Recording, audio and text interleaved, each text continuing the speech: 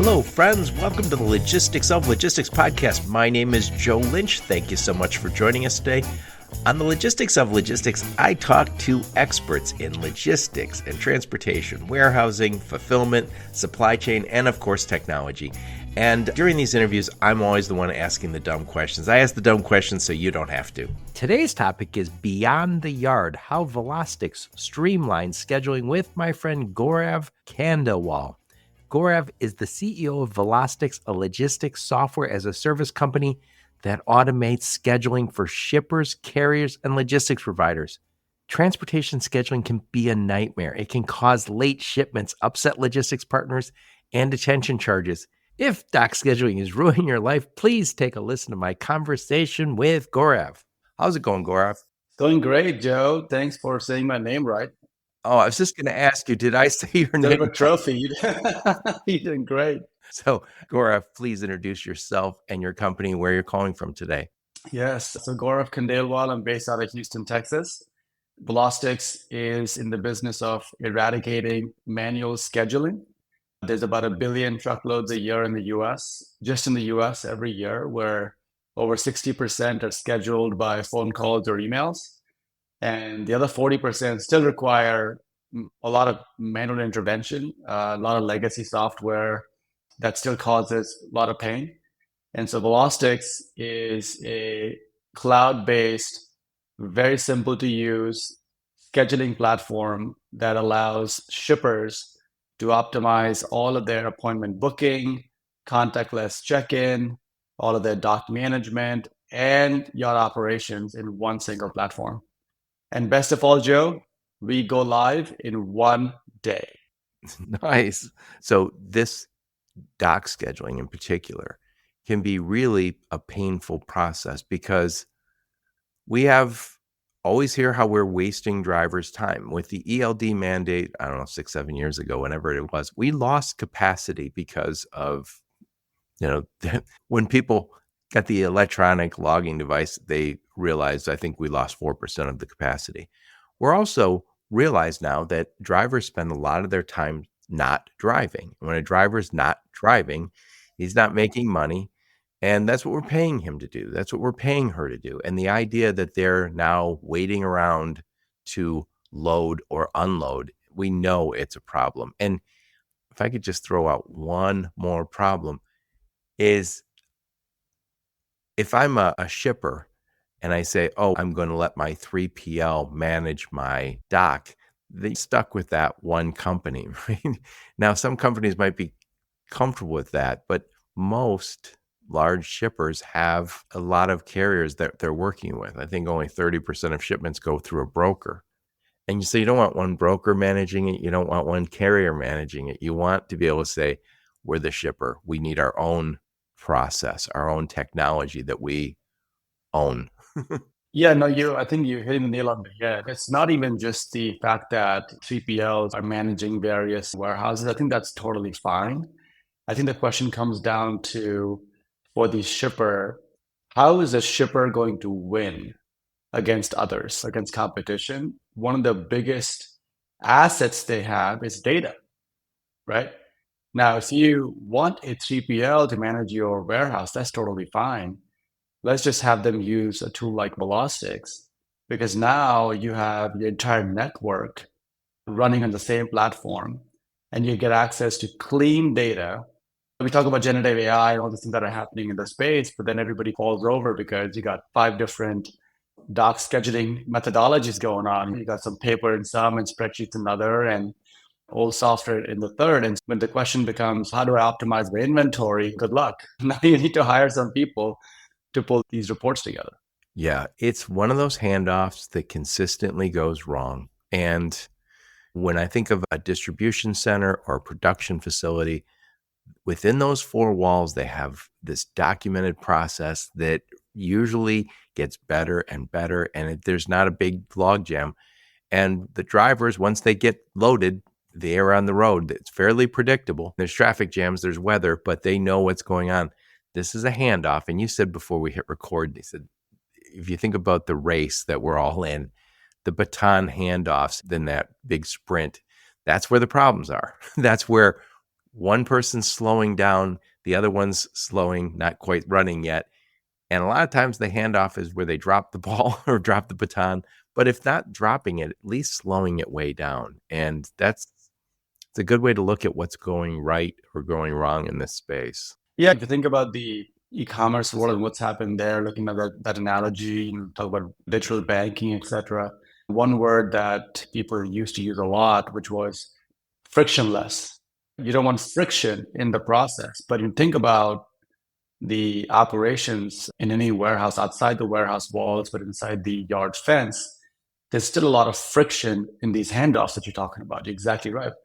And it's not even just the friction between the driver and the warehouse operations, but it's also the process, the check-in, the payments, the accessorials, the bill of lading, the yard operations, right? Drop and hook, all of these require multiple handoffs. There's a lot of friction, which is why they're so inefficient. Yep. And a lot of times if you're the driver, if you slow me down multiple hours or can't unload on Friday night, I got to come back Monday morning. There's a lot of things that go wrong. A lot of times those drivers are missing their next load. They're missing their backhaul. So it's something that it's a hassle for the shipper, obviously, but carriers aren't going to want to come to your location if they go. The problem with delivering to that location is they never get you unloaded on time. They don't know what they're doing at the dock. And so you're going to miss your next backhaul. Or what if you say, I have to bake in a half a day over there because I don't know how it's going to work? Yeah, exactly. Look, we use Domino's Pizza Tracker, right? We want to see how quickly is the pizza going to be done. And then we want to see the pizza guy driving up to our house. And so these concepts are very clear and well understood in the consumer world. But when you think about the business world, there's no reason why we shouldn't be thinking about a tracker. Let's just say we call it at Velostics turn time, right? What is the turn time? It's like the pit stop, changing a tire on an F1 race, right? 10 seconds or less, right? That's your time to and make a break. It doesn't matter how good the driver is, right? If your pit stop is bad, you lose the race, Yeah, right? that's the same with swimming.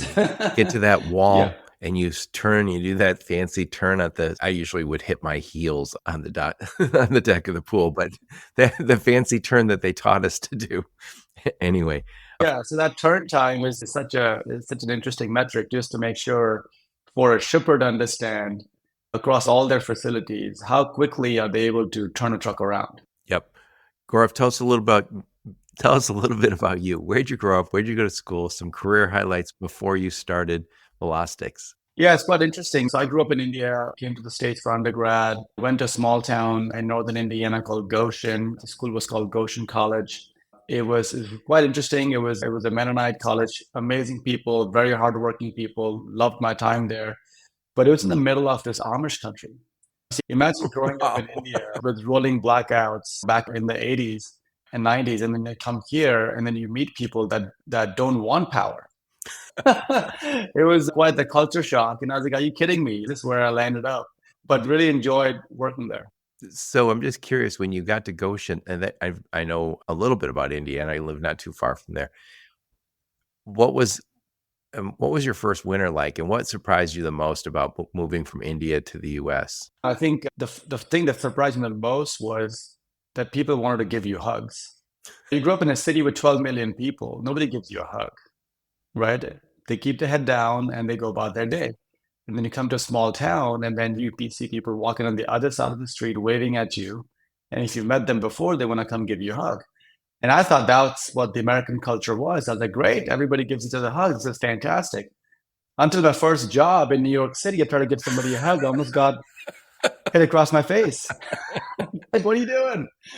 I was like, wait, I thought everybody loves to give hugs around here. But no, it's just small town versus city. It's the same around the world. So what'd you study at Goshen, and give us the rest of your career highlights before I interrupted you?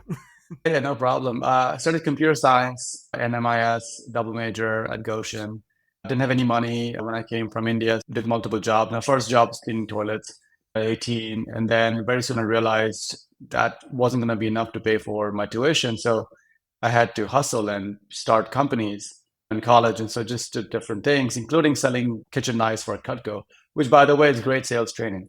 you're the second person who said that. Nick, my friend, I'm trying to think, Nick D'Angelo did that too. Yeah, yeah. It's sales boot camp. Yeah, it totally is. It's just discipline. And then worked for a consulting firm in New York for 7 years. Saw a lot of change management fail at these large companies. Steve Jobs announces the App Store in 2008, and this was 6 months before my wedding. And I told my fiance at the time, sweetheart, I'm going to quit my job and start a business. And she was like, you're out of your mind. We're Indian. We have 4-day weddings and we pay for it all. How's this all going to happen? So I was like, we'll figure it out. And started this company called Chai One, started building apps. And a couple of years later, Apple called us, said, hey, we've heard about you guys. Love the way that you guys approach design. We want to partner with you, bring you to large industrial companies. And so over the next 5 or 10 years, we work with some of the top Fortune 50 companies in the world, building enterprise B2B software, mostly on mobile. And in that journey, we saw this problem with logistics. We saw trucks lined up everywhere. We saw massive inefficiencies in the way they were running their operations, drivers waiting for hours, companies missing their production schedules, inventory piling up everywhere, cost of capital being a big deal. And so one of our customers at the time said, hey, can you just start a new company and solve this problem of lines for us? We have this massive issue. We lose millions a year in detention costs. And so that's kind of how Velostics was born. And so when COVID happened in 2020, that was my sign that, okay, the world is telling you, the universe is telling you something. Let's go ahead and solve this business, solve this problem. What I love about where you come from there is we have applications that we use in our day-to-day life, and I sometimes call those applications the consumer apps. They for a long time were like a higher level than what we used at work, and now I see it almost seamless. We expect in our work life consumer grade technology. Before we hit record today, you mentioned the Domino's app, and it's simple, it's elegant. One extra button, one extra click is the difference between it being good and great. And I think we see that in all of our consumer grade technology. When you're using Lyft, I hadn't used Lyft for a minute, and I thought, oh, okay, I was in San Diego, and I said, oh, I got to use Lyft. I was like, oh, I downloaded it on my new phone. I was like, oh, great. And then I was like, oh, my credit card expired. I got to put the new one in. And I was like, oh, I forgot how to use it. The whole thing, downloading it, putting my credit card in there, and getting a car took me 2 minutes. That would have been hours in the past. I wouldn't have even attempted it. And I didn't even have my glasses on. That was like easy, right? That's the expectation that we're starting to have for our applications at work. That's just, the bar is high. Exactly right. Because we did custom software development for 15 years, we saw the pain associated with implementing large scale enterprise software. And a lot of customers would push off massive value generating initiatives to the following years because IT had no time. They were so backed up with stuff. And so we said, okay, we really have to challenge ourselves. If we have to launch a new business, there has to be a massive incentive for someone to change, like a 10x incentive. What could that be?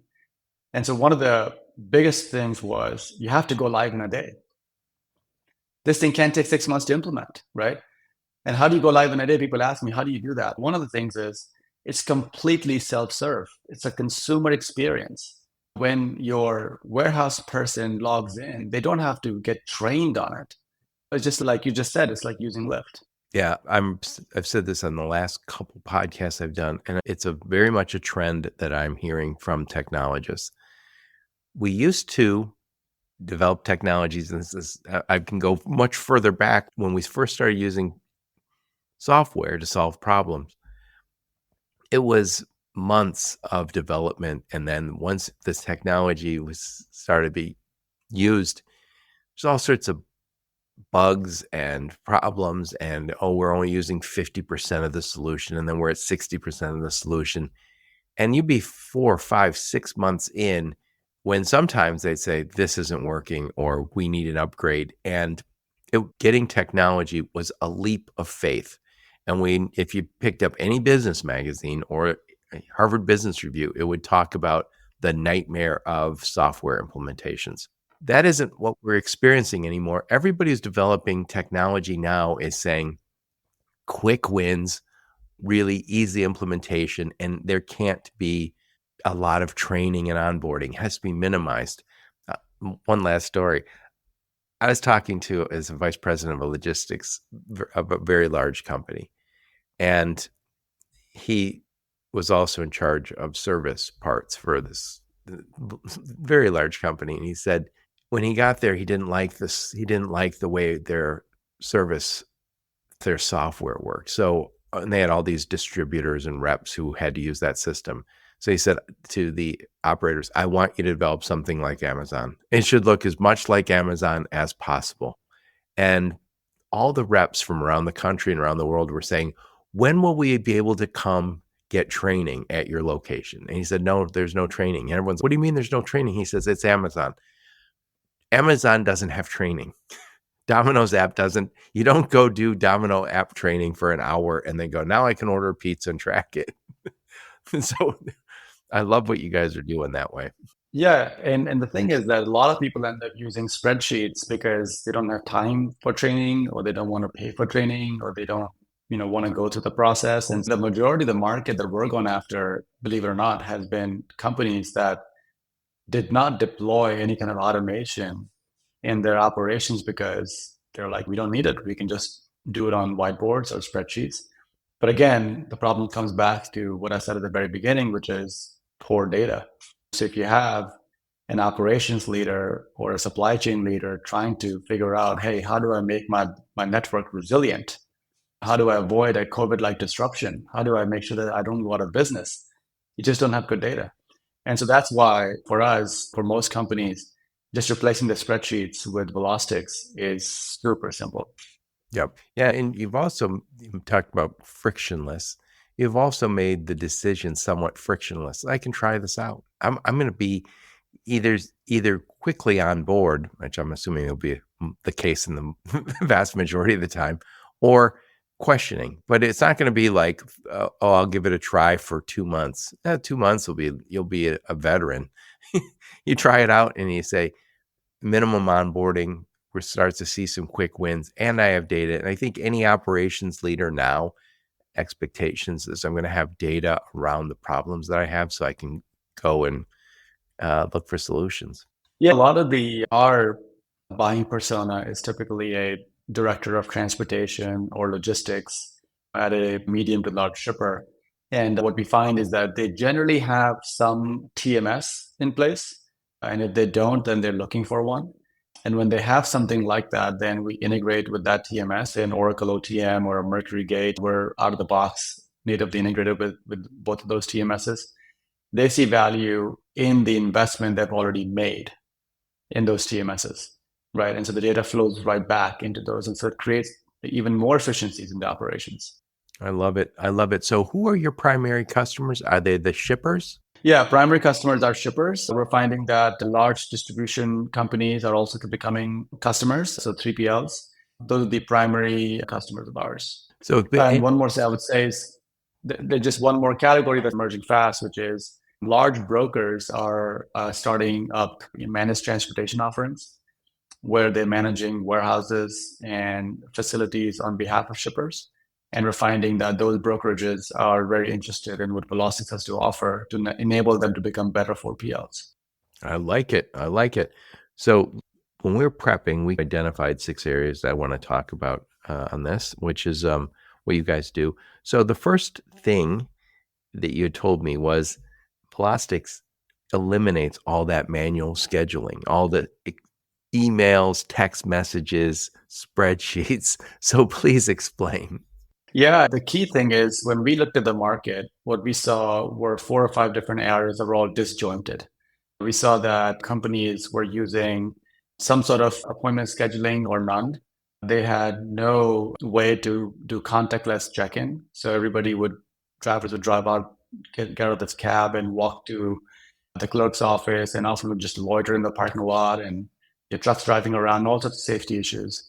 We saw that some companies were using some version of doc scheduling, some didn't have any, and then some were using your products as well. And what we saw was a complete disjointed ecosystem. So you could be in the same shipper and have three different systems that you were using to manage all your scheduling.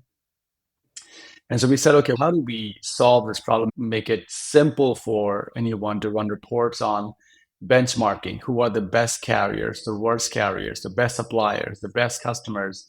What are my throughput metrics look like? What does my turn time look like? And when we asked these questions, most people kind of gave us a blank look like, I don't know, like I have to download these reports, right? And so we said, okay, why don't we start with appointment scheduling? Because time is money, Joe, right? Let's just start with figuring out what time are you supposed to show up. Don't just let trucks show up whenever, right? And what we saw was an immediate benefit for the shipper in terms of labor cost savings. Immediately, they were able to say, we have some full-time labor, we have some contract labor. When we have busy times, when we have lots of appointments, we're going to hire the contract labor. If not, we're not going to hire them. So now that demand-based recruiting enabled them to save some operational costs right away.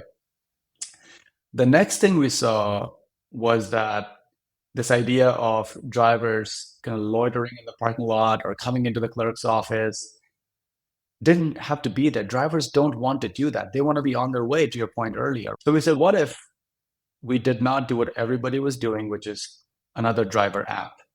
Right now, this was painful for me because coming from an app development background, you had to make some really good apps.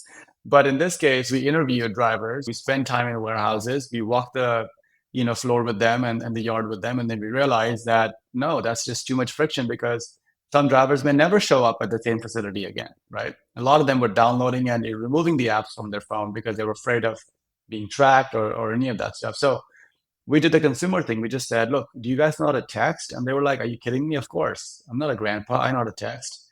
Great. We'll just use texting. And so we implemented contactless check-in through texting, check-in and check-out. Drivers love that because they can do that very easily. Again, no training required. Yeah, I think also what's nice about texting is it is, first off, everyone knows how to do it. All drivers know how to do it. But on top of that, I don't have to download your app. So let's just say a driver says, I'm only using this at 2 places and I have to download this app. Someone won't do it. There is app fatigue. We all use apps on our phones and we like them. By the way, I'm an Android guy. So I can't speak to, sorry, everybody. I hate to disappoint. I use those apps and I love the ones that I have, but there's the 5 or 6 that I use all the time, maybe 7. And then there's the other 40 that are on there that I always think, can I delete this one without screwing my phone up? And for drivers, and by the way, I'm probably part of this problem. I had a lot of people on my podcast say, all you have to do is download our app. And they're gone now, so I can speak of them. But Convoy was said, download our app and let us track you that way, and we'll pay you tomorrow. So that was a big deal to pay carriers overnight to use their app. And I always think that is, you have a lot of venture capital money, maybe you go ahead and do that, but not everybody feels comfortable paying next day. So they were paying for the downloads then at that 1 minute. Not every app can do that. Yeah. Yeah, no, look, if your source of income comes through a service like Convoy and you have to have an app for that, then that's your choice. That's your primary source of income, right? And you use it every single day. It's different than companies requiring various sorts of apps that don't have that shelf life, right? They expire much sooner. We have done a really good job over the last 10, 15 years developing transportation management systems, and we're still developing new ones. I talked to a new TMS company on a regular basis, and I think the bar gets higher and higher. So we've gotten really, I will say, efficient on that, effective. And what we're still have a lot of problems is at the docks, at the handoff. And you mentioned drivers get there and sometimes wait, depending on the facility, they can wait a long time. And when they get out of their truck and walk across the yard, there's a chance that they get injured. There's always that potential. Anybody who's running a facility doesn't want strangers, people who aren't familiar with the location, people who aren't trained in that facility's rules, walking. if they're walking through a production facility, there's oftentimes grease or water, whatever. Somebody slips and falls. It's a problem not only from a legal and an insurance perspective, but also, does anyone really want to deliver to a location where you say it's a kind of a dangerous location and a lot going on there, and you got to walk like a half a mile up to an office, and I see some woman there and she tells me this, or this guy there tells you that. That is all very negative. So we got to get out of that. The drivers it has to be real clear what they're supposed to do there. And we don't want them lingering. Anybody who's lingering in a production facility or distribution location, first off, they don't want to do it. And secondly, the facility really doesn't want that guy. He doesn't have the safety training. And so it's a lose-lose. That guy or that gal has to linger until you get them loaded or unloaded. Yeah, if we look at, we fly a lot, right? And imagine if the pilot of the plane was just loitering around at the bar or mixing and mingling with other pilots at the restaurant, and you're sitting there in the plane wondering, where is the pilot? Like, why isn't this plane leaving? Yep. Yep. So we already touched on the second point, which is communication and being text-based. So when they get a text from Velostics, is it open into an app saying, explain what that looks like? Yeah, it's very simple. It works in two different ways. One is we give the facilities a QR code. Like when you walk into a restaurant, sometimes you'll see a Square QR code or a Yelp QR code. It's very similar. We give them a QR code and the drivers can scan the QR code. Many times drivers are not all American or even Hispanic. They could be Eastern European, they could be Indian, they could be some other nation around the world. They don't speak English. And so how do you make it simple for them? So everybody knows how to use a QR code around the world now at this point. And so when they scan a QR code, it just sends them to a website, very simple website. They just put in the PO number, boom, pulls up the shipment and says, is this you? And they have different language paths. They can pick the language that they're using and they say yes, and that's it. They're checked in. So that's one way of doing it. The other is we just put a phone number up, our phone number up at the gate. And the driver just has to text that number, just has to say hi, and we send them the same link back, and they click on the link and they can check in the exact same way. So that's the check-in. How about if they want to reschedule somewhere along the way? Saying they're 8 hours away and they're supposed to deliver in 4 hours.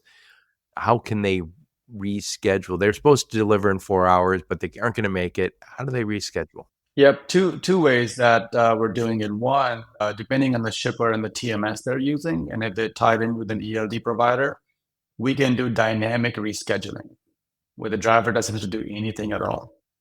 Okay, based on the truck's location, we can recommend a different slot for the shipper and say, hey, shipper, are you okay if we move this appointment to like later in the day because this driver is not going to make it? And the shipper can say, absolutely, help me manage my labor better, right? This is great. This is painless, frictionless, fantastic. If we move that slot, we just let the driver know, the scheduler know over email, just the same way they booked the appointment the first time. So that's one way where it's painless for everybody with dynamic rescheduling. What about the other way around? Let's just say I am the shipper and I say, oh, wow, we got slammed today with some unexpected work. I don't need that driver here until 2 p.m. and he's going to get here at 11 a.m. Can I let them know? Yes. So the way that the process works today is when the shipper's broker books a load on their TMS, whichever carrier they've selected gets an email with a booking link. Okay. And they get an email with the booking link, they click on the link, and that's how they get the appointment. The same link they can use to reschedule. The same email will be used for them to get any notifications around changes in that appointment. Yeah, and what I like about that is you get that notification in at the right time. You go, oh, okay, maybe I take some of my rest hours. Maybe I go eat.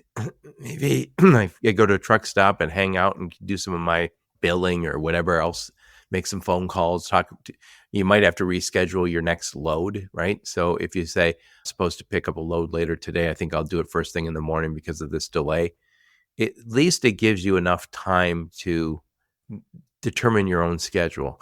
I've had drivers on my podcast a few times, and one of the things they always talk about is, as a driver, you're always planning and then replanning and replanning. They said it's very seldom is it just you pick up and then you deliver. There's always weather, traffic, delays at the pickup location or delivery location. So they are constantly replanning.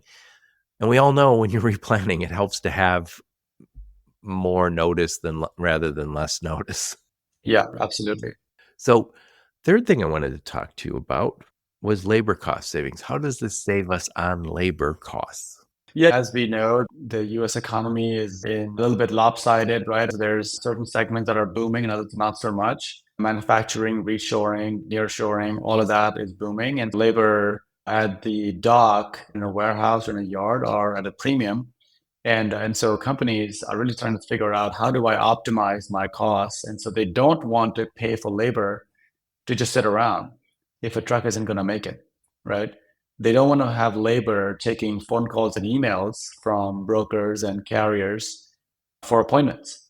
They don't want to have labor sitting around at a clerk's office just to check in drivers. And so by automating these pieces, we reduce the need for labor at these facilities. Not to mention that if, as we talk later in today's discussion about dock management and yard management, what we're trying to do is to say, hey, if we could make this a completely frictionless experience for the shipper, how do we remove the need for any kind of paper or payments or other things that happen manually to also happen electronically, right? And so that's how the labor savings is not just at the warehouse, but also in the back office. And they're quite substantial. Yeah, and I think also before we hit record this morning, I was looking at some news, and more companies are talking about this 4-day work week, which is great. But I think what this means is we're going to have to get better at scheduling. And not everybody is going to do a 4-hour work week, clearly. But jobs like loading and unloading trucks at a dock. I've had lots of jobs, but I never did that job. But I can imagine how difficult it is. I've watched people load and unload trucks. I think a lot of them are going to be young people. It's going to skew young. And a lot of them are going to say, I want either my free time or I go to school when I'm not doing this.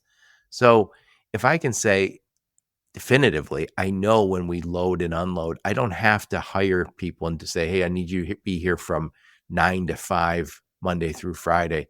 Maybe you go, yeah, we're scheduled in a way that we only need them in the afternoon. So they can do whatever they want in the morning, whether they're going to school or watching a kid or whatever they're doing.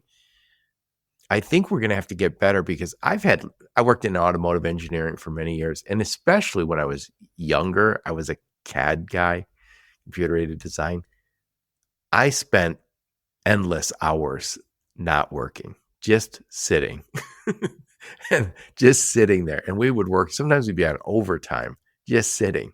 Don't ask me to explain it, but they'd say, you have to work this weekend. I was like, we aren't doing anything. Not only is it a huge waste of money, but it's boring. And what we were there because they were afraid they were going to run into a launch glitch with a part and that it would have to be redesigned quickly. And we have all these guys on staff. That's a stupid way to work.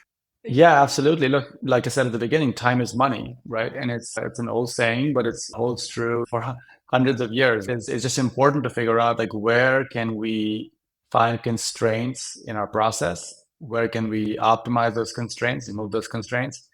And the best way of doing that is finding these very manual, very labor intensive tasks and see if we can automate them with technology. Yep. And so right next to that one, you have detention. So talk about how this can help us save on detention. Yeah. And that detention was the genesis of where we were finding big customer problems when we first were researching this space. And two areas that we found were big. One was just trucks waiting outside the walls of a facility to be loaded or unloaded. And then just these massive discrepancies and finger pointing on whose fault it was. Because again, there was no clear documentation or audit trail of what happened. The other thing we found was companies that had high volume operations or smaller warehouses would drop the trailer in the yard. They would ask the broker or the carrier to drop the trailer in the yard. And often they would lose the trailer, right? Where is it? It's behind 3 other trailers. I don't know where it went. And so you have the yard jockey looking for this particular trailer, and In the heat of the moment, like there's 150 trucks coming in every single day, you lose it. It's hard if it's not automated. So the detention cost per day basis also can be quite substantial for large facilities. And so what we found is that nobody likes detention. Not the carrier, not the broker, not the shipper, not even these detention analysts. If you go on LinkedIn, you'll find there's literally thousands of detention analysts in this country that do nothing but fight detention. And so by providing these timestamps, we can eliminate that completely. Yeah, and detention is one of those things where we think, oh, okay, I had to pay that an extra $300, an extra $400. But I always think that's the superficial cost. The other cost is that carrier saying, you know what, that doesn't even cover all of our costs associated with this because we missed a load that we're supposed to pick up later today. The driver, maybe he missed a family event. He thought he'd be home that night, and now he's going to spend another night on the road. Detention is just it's tangible, so we talk about it, but the intangible parts of delay is probably worth far more than the $300-400 that you paid for it. Yep, exactly. No, I think for us to have a resilient supply chain and a well-oiled machine, we have to be able to track any kind of dwell time, trailer time in a much more intuitive and easy manner for everyone involved. Yep. So another point that we had talked about before we hit record was this cost of capital and inventory. Please explain. Yeah, that's a big one. And it's coming from the energy industry and being here in Houston. We saw the customer that we had worked with have months and months of inventory on hand. On the one hand, you have companies like Zara that have a 14-day inventory turn, right? They can turn the entire inventory just in 14 days. And then you have some major industrial companies that inventory turn is 0.1, which means once in 10 years, they'll turn the inventory. And so what companies oftentimes, to avoid any kind of risk to their business, they'll hoard inventory, or they'll keep inventory, months of inventory on hand. That's a problem because that's all capital tied up. That's working capital that could be used elsewhere in the business. And so what we found was that because they had poor visibility into scheduling and did not trust the data that they were getting, they were just by happenstance. You buy more. Yeah, exactly. So nobody got fired for buying more, right? So they'll just buy more, but you wouldn't get fired if you're not out of stock, right? So it hurts you both ways, right? You have too much inventory, too little inventory, you get hurt. By providing a reliable scheduling platform, we found that customers can cut their cost of capital of keeping inventory by at least a third. Yes. And by the way, we all are talking about sustainability so much more now. If you're working with a large company, they're going to have a sustainability goal. And one of the things that comes up on my podcast every once in a while is how much inventory we hold and how much of that inventory never gets to see the end consumer. And I've told my own story. I've shipped auto parts to China. And while it was on the ocean, I called my counterpart and said, hey, that first container, just scrap it. That's all, just scrap. And they'd say, oh, we'll rework the parts so they're to the next level. No, they can't be reworked. They have to be just scrap. And we do that with all sorts of goods. We know luxury goods. If I send luxury goods back, a lot of times it just gets in the landfill. I've heard up to 1/3 of the stuff we create in our supply chains never gets to see the end consumer. So somebody says to us right now in the supply chain, you guys have to lower your carbon footprint, be a better citizen of the planet. The best thing we can do is manage our inventory better. Yeah, you hit the nail on the head. Yeah, exactly. And then you also have waste, to your point, right? Some of that stuff goes bad. And so now you have to order more. But yeah, if you could optimize how much you hold, you definitely would reduce your carbon footprint. You're exactly right. And your carrying costs, of course. So that's one of those that you tell the boss, hey, we reduced our carrying costs. And by the way, that's good for our sustainability. Yes. So last thing I wanted to talk to you about was benchmarking and scorecards. Please elaborate. Yeah, that's my favorite. We kind of come a full circle around data, right? When you think about how much time companies are spending on evaluating carriers, evaluating brokers, They want to understand how to operate their businesses better. You have to have some way of benchmarking. And you can benchmark your own supplier base. You can benchmark your own facilities in terms of throughput, right? Who's doing better, who's doing worse, right? But you can also then say, hey, I wonder how do we compare to the rest of the industry, right? Or wait, how do we compare against other industries? And that's kind of where it starts to really get interesting. When you think about all the continuous improvement people, like going back to my first job out of college, right? Just doing a lot of change management, business transformation work, is that you need data to be able to drive transformation. And so benchmarking is really important from that perspective. And so we're able to, do that. We have 16,000 trucking companies on our platform that use it to book appointments on a daily basis. And so we're collecting tons of data that we can help companies with. So that's one part of it. The other part of it is scorecarding. And so what if you could take the data that you're collecting on behalf of the suppliers and carriers and others and make it visible to them? What if you could just say, hey, look, you're number 8 out of 10 in performance. I'm not showing anybody's names. I'm just telling you in terms of on-time performance, you're number 8. In terms of like check-in performance, you're number 4. And here are some things that you could be doing to get better. Now, carriers want to get better. Drivers want to get better. And so when they are given this data, they understand, okay, when the next RFP comes out, right, I know what to do so that I can win this job. And shippers want to be shippers of choice. They want to attract the best drivers and the best carriers, right? They want to have the best safety records, right? And so when it benefits both sides if there's transparency.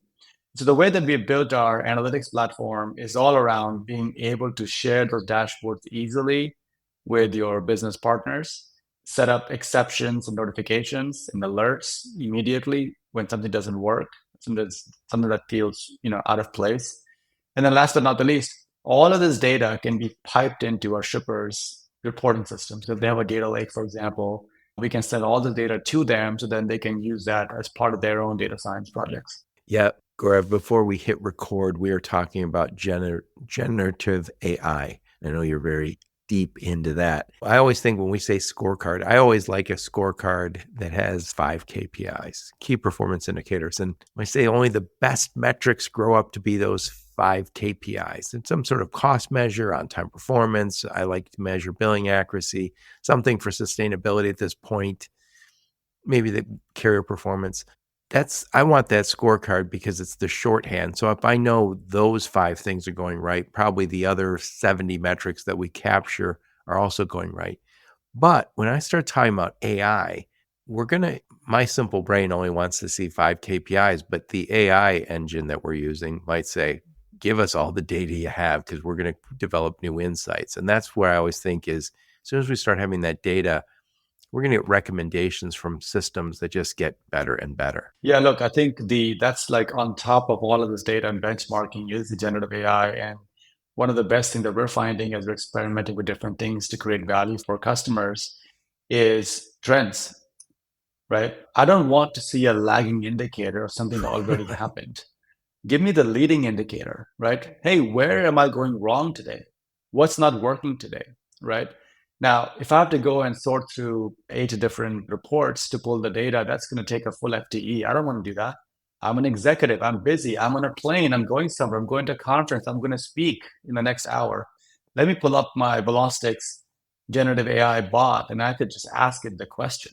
I love that. I love it. It'll tell me an answer right away in a format that I understand that I can quickly mention to people in a sales meeting or at a talk or whatever it may be. I think the value of generative AI really gets captured when you have clean data. And that's the promise of Velostics, right? To have one stack where all this data sits in one place. Now you can really get really powerful in terms of operationalizing efficiencies in your business. Right. And there's another trend I see all the time, which is we used to get reports and it was what happened last week. And it would take us a few days to pull it together. And we'd pull it together and say, here's what we did last week. And that was good. It would help us say, okay, here's some problems. Let's make sure we don't do them again this week or next week. But again, it's a lagging, it's Monday morning quarterback, right? I think as you go forward, you're going to start seeing, hey, we we see some things and you're going to get alerts where you say, as soon as we see this and this, we're going to send an alert, say, hey, warning, this is probably going to jam up my dock. We're seeing the following indicators. And when we see those indicators, it often leads to delays. So reschedule this guy or whatever you need to do. And I suspect it's going to give you recommendations on what to do to avoid inconveniencing drivers and jamming up the loading dock. Yeah, exactly. It's how companies want to use it. One of the ways that we're seeing it is just like an early warning system, to your point, right? Hey, these are the things that we typically find that go wrong in your operation. And look, this one carrier has been late 8 out of 10 times. This one facility has taken 40% longer to check and check out trucks than other facilities in your network. Why is that happening? It's probably because you have some sort of labor issues or maybe processes that are working at those facilities. So to your point, highlighting those things early helps these companies get better. So before we summarize this, I want to talk about implementation. If somebody's listening and says, okay, I'm a shipper and I work with some brokers, I work with a 3PL or two, and I work with a lot of carriers, and I need something like this. And they reach out and they talk to you and your team. What's the process look like after they begin working with you? The process is very simple. All we need is a spreadsheet to get going. Whatever that they're doing today, if they have that in a manual spreadsheet, great. If they are using a legacy TMS, they can export a spreadsheet out of that. They can drop it to SFTP.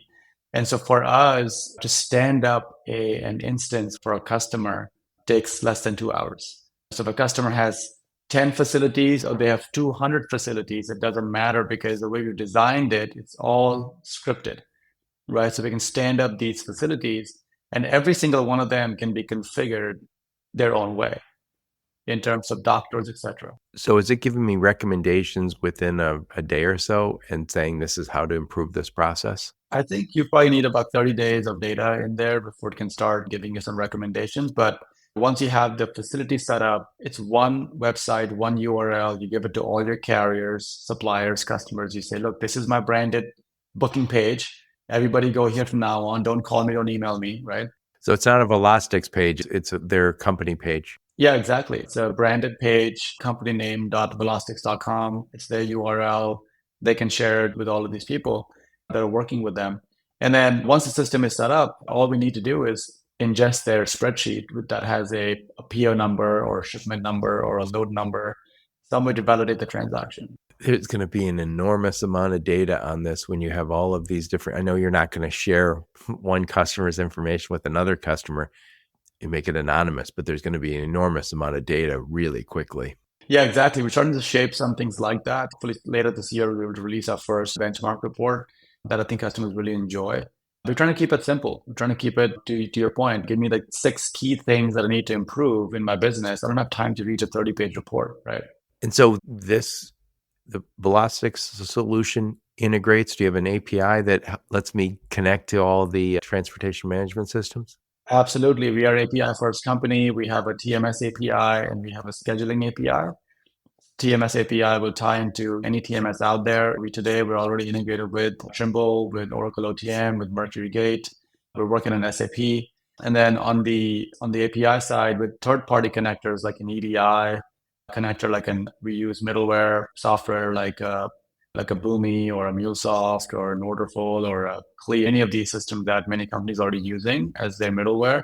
We tie into those so that promise of go live in a day is realized. Yeah, so the old-fashioned, it's going to take a month to integrate with your transportation management systems. Those are yesterday's conversations.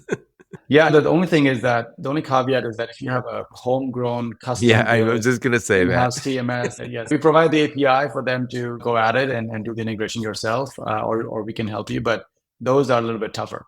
Yes, of course. So Gaurav, one other thing I want to talk to you about is you guys have a yard solution. Talk a little bit about what your yard solution does.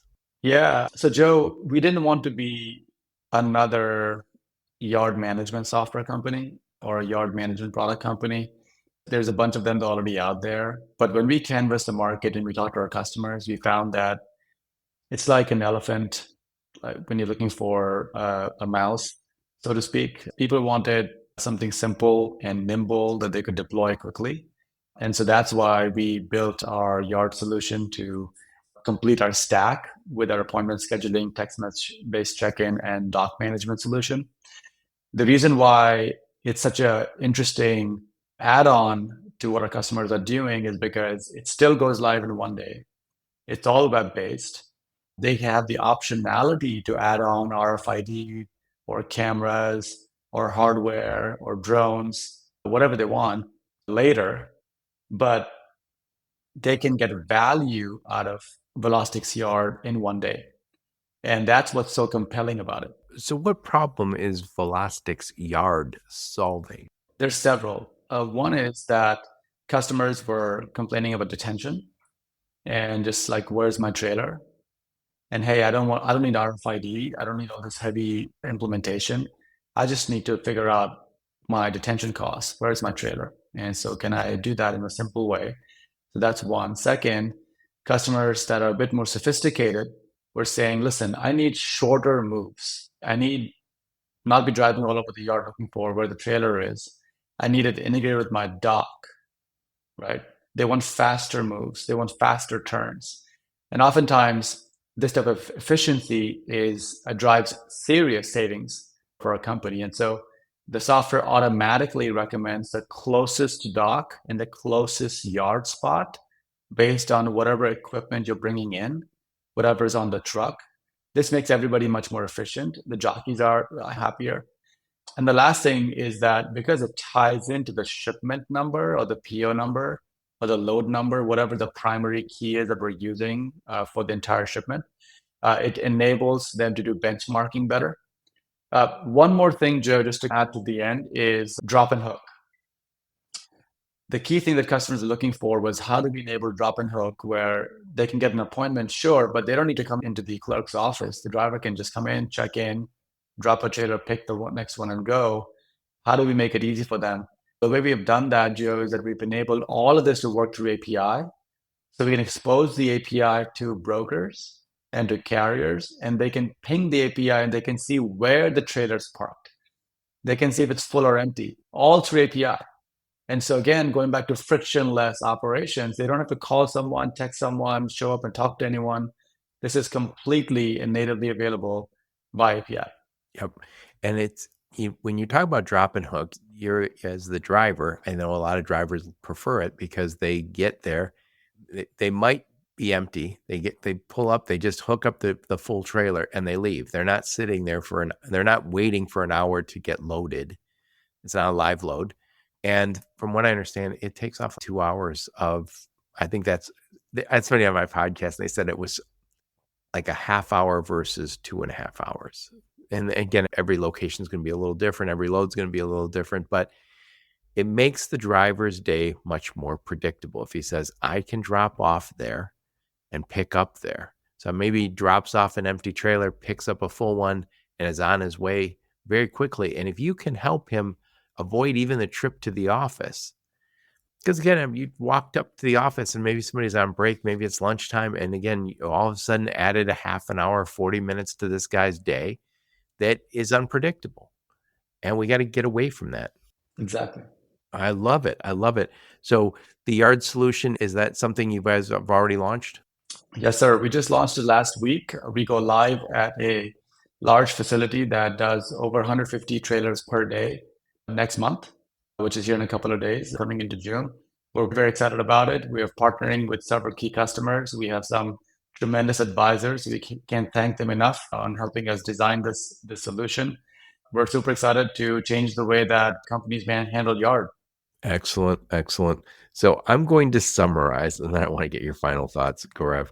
So I'm talking to my friend Gaurav, and we're talking about beyond the yard, how Velostics streamlines scheduling. So we talked about a whole bunch of stuff. We talked about eliminating manual scheduling, people who are using spreadsheets, emails, text messages, all that stuff it's okay, but it's not getting the job done. It's really becoming yesterday's news. And number two, we talked about how you have a text-based solution. So no one's downloading an app. It's streamlining that communication, making it really easy. And you alluded to this earlier, and it's so true. So many of our drivers now are immigrants, and they speak all these other languages. And I always remember having a phone call with a driver years ago, and he didn't speak English very well. And I certainly didn't speak his language. And I remember he said to me, Joe, would you mind if we just texted from now on? Because I know it would be easier for both of us. And I was like, oh. And it was an epiphany for me because I was thinking I was doing everyone a favor by calling them, and they really preferred text. And also, you don't want drivers taking phone calls. So if you send them a text message, they know they don't answer it until they pull over. We'll also talk about all the labor cost savings and all the detention cost savings and all the other stuff, all the savings you get when you don't screw up your scheduling. Talked about the cost of capital and inventory, how people hold extra inventory and the carrying costs associated with that because of the process is not solid. Rescheduling and flexibility, and that is all text-based, makes it really easy. Benchmarking and scorecarding. There's another thing you mentioned that we didn't get into great detail on, but it's measuring turn time. What is that? Yeah. So for us, going back to your point about smaller KPIs, like 6 key metrics, right? Turn time is something that we wanted to introduce a bit more into the industry. The industry already understands it, but it's been just difficult to pull the data together. It's like the pit stop example I gave in the beginning in an F1 race. You have to understand how long it takes for trucks to check in and check out of your facilities to remove that friction. And so turn time is a metric that we're using to quantify that. So shippers can say, okay, across my 3PLs, across my own facilities, across my distribution centers, how long does it take for me to get the pizza out of the oven, so to speak, right? I love it. And I think at some point when somebody says, hey, we're a shipper of choice, our turn time is this, and it's reduced 20% since last year, and here's our goal to even get better. And we did this with drop and hook. A lot of companies are doing drop and hook. It requires extra trailers, but it saves, I think, about 2 hours per visit. And we want our drivers driving, not sitting at shipper locations. Yeah, and look, where we're going as an industry and in the world is towards autonomous trucks and autonomous trailers, and we'll have autonomous shuttles in the yard. None of that is going to work if we don't have some way to measure and say, is it worth going to it from human drivers, right? What if human drivers just became more effective and more efficient? How do we make this thing a no-brainer? Because those things aren't going to be cheap, right?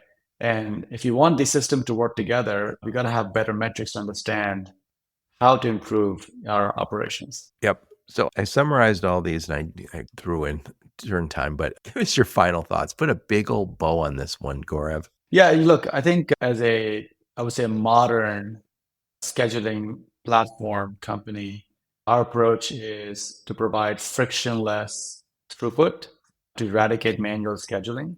We're not going to be all things to all people, but we are very interested in finding and learning from our shipper customers what are the friction points in their business.